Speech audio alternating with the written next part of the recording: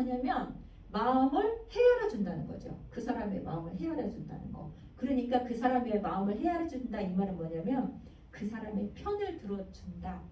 그 목사님이 지금 잘 말씀하시는 거 있잖아요. 그 사람의 편을 들어주는 거. 그 사람의 편에서 이야기하는 거. 그러면 뭐예요? 관계에 좋은 관계를 맺는다는 거죠. 그런데 제가 그렇게 한다고 해서 그 여자분 그 사람과 갖다 싸워요? 그 사모님이? 그렇지 않죠. 그 사람의 마음이 시원함을 얻으면 벌써 자기가 자기 해결을 할 것을 다 해결을 하고 내가 이렇게 해야 되겠네 하면서 가벼운 마음으로 전화를 끊는다는 거죠. 이런 것들이 뭐예요? 우리 아이들에게도 이렇게 마음을 알아주는 것이, 이렇게 마음을 헤아려주는 것이 필요하다라는 것들을 제가 이야기를 하느라고 잠깐 얘기를 했습니다. 사람들이 말을 하죠. 그러면 야, 그러면 네가 그렇게 힘들었으면 나한테 말을 하지. 왜 힘든데 말을 안 했냐? 그러면 그 상대방도 이야기를 못할 만한 상황이 있기 때문에 말을 안 해요. 그분이 이야기를 들어줄만 하면 상대방도 말을 하죠. 그런데 아까도 말했지만 내가 엄마한테 가서 뭐 때문에 힘들다고 얘기를 했는데 엄마가 그 얘기를 듣고 막 들어 누워 아파. 너무 공감이 심해가지고 들어 누워 아파. 그러면 아이들이 말을 못해요. 말을 안 해요. 아, 내가 차라리 말을 안 하고 내가 참는 게 낫겠다. 이렇게 말을 하고 아이들이 말을 안 하게 되죠. 그런데 이제 공감이라고 하는 것이 이렇게 세부적으로 나눠지는데 첫 번째 공감의 차원은 아주 기본적인 차원, 무의식적인 차원. 그냥 내가 그냥 자연스럽게 그냥 무의식적으로 이루어지는 공감의 차원이 있는데 그것이 뭐냐면 정서적 차원의 공감이라 말해서 정서가 전염된다라고 이렇게 말을 해요. 그래서 그냥 거울 뉴런, 이 뉴런이라는 것이 신경이죠. 그냥 저 사람을 보고 있으면 여러분 보시면 웃고 있는 사람을 보고 있으면 자기도 모르게 웃음이 지어지고 옆에 울고 있는 사람이 있으면 자기도 모르게 울고 싶고 이런 것들이 뭐예요? 정서적인 전염이라는 정서적 차원의 공감. 그냥 무의식적으로 내가 하려고 하지 않아도 내가 의도적으로 하려고 하지 않아도 그냥 자연스럽게 그렇게 따라가지는 것이 뭐예요? 굉장히 무의식적인 차원의 낮은 차원의 정서적인 공감인 거예요. 그래서 이 정서적인 공감도 굉장히 중요해요. 그래서 내가 내 옆에 누가 있느냐가 굉장히 중요해요. 내 옆에 우는 사람이 있으면 나도 울고 있을 수 있어요. 내 앞에 짜증내는 사람이 있으면 나도 모르게 짜증이 나한테 전염이 돼요. 그래서 옆에서 신경질 나네 그럼 그 소리를 들으면 나도 어때요? 불편하죠. 마음이 금방 불편하죠.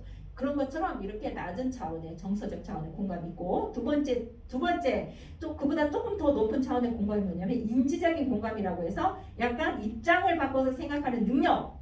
이것이 막 5살 때 이후로 나타난다고 해요. 그래서 상대의 타인의 마음에 초점을 두고 상대의 마음을 읽어주는 능력. 이것이 인지적 차원. 인지다 이 말은 내가 안다 이 말이에요. 내가 뭘 안다 이런 마음인데 그래서 내가 상대방의 마음을 안다. 지금 이렇게 보니까 집사님이 빨리 가서 쉬시기를 원하시는구나 이런 마음을 아는 거죠. 인지적으로 공감을 하는 거죠. 그리고 세 번째 그보다 더 높은 차원의 공감이 뭐냐면 공간적 돌봄, 배려 차원의 돌봄이라고 하는 것인데 이것이 뭐냐면 비로소 실천하는 공감. 그래서 제가 누구를 이제 사람들이 이렇게 말을 하죠.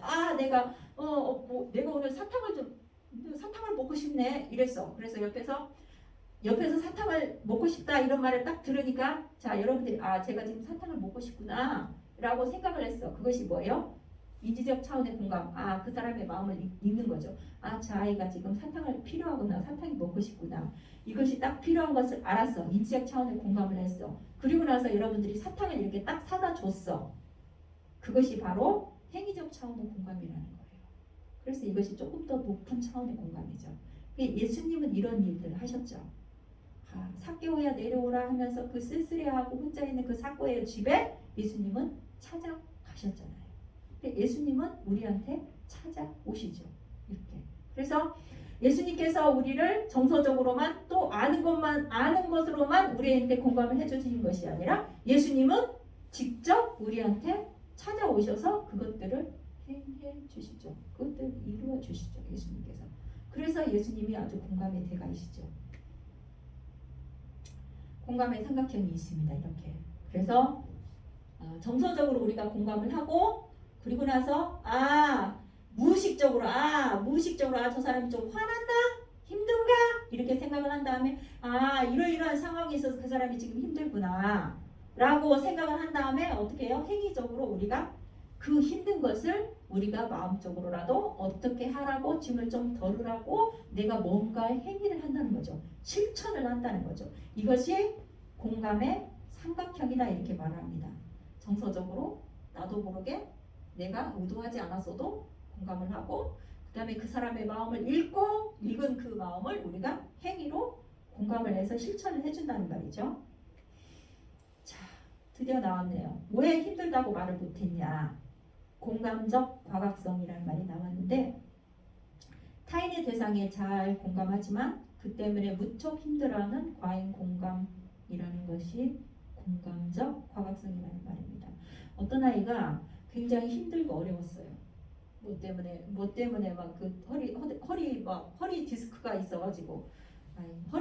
있어가지고 아니면 이제 학교에서 시험을 아니면 왕따를 당했어. 학교에서 왕따를 당했어. 그래서 너무 괴로웠는데 그것 때문에 이제 막 자살을 하려고 해. 상담소에서 그 사실이 나왔어. 뭐 때문에 자살하려고 하는지. 너무 아이들의 그 왕따 때문에 너무 힘들어서 뭔가 다르게 생각을 하려고 하는 이 아이가 이제 그 사실을 부모가 알았죠. 엄마가 알았어요. 그래가지고 이제 그 엄마가 와가지고 울며불며 얘기했겠죠. 그렇게 마음이 힘들고 아프고 어려웠으면 나한테 말을 하지. 왜 안 했느냐. 그렇게 힘들고 어려운 일이 있었으면 그토록 아팠으면 나한테 말을 하지. 왜 안 했느냐. 이렇게 말을 할 때 이 아들이 뭐라고 한 줄 알아요? 아마 자기가 엄마한테 말했으면 엄마가 먼저 죽었을 거라 이렇게 말을 하는 거죠. 왜? 엄마가 너무 공감 능력이 뛰어나. 너무 공감을 잘해. 그래가지고 아들이 너무 힘들고 아픈 것을 보니까 자기가 아파. 자기가 자기 삶을 못 살아. 너무 아파서 어떻게 해요? 들어누워. 그러니까 그 힘든 것을 아이들이 편하게 말할 수 있었을까요? 그 말을 못한다는 거죠. 이것을 뭐라고 하냐면 공감적 과각성. 너무 뛰어나게 공감을 한다는 거죠. 그런데 이거는 건강하지 못해요. 이게 뒤에서 나오지만 왜 그러냐면 이게 건강하지 못한 공감이에요. 병적인 공감이에요. 내가 상대방의 아픔을 공감하긴 하되 내가 아프면 안 되죠. 내가 안 아플 만큼만 공감을 해야 되잖아요. 그렇죠? 내가 저 사람 때문에 힘들고 어려운데 내 삶을 못 살아. 그럼 그걸 누가 공감을 하려고 하겠어요? 의지적으로 밀어내는 사람도 있죠. 이게 앞으로 뒤에서 계속 나오는데. 그래서 이 사람들은 대리 외상이 잘 빠진다고 하는 거죠. 외상이라 트라우마라는 말들 잘 들어봤죠, 여러분들.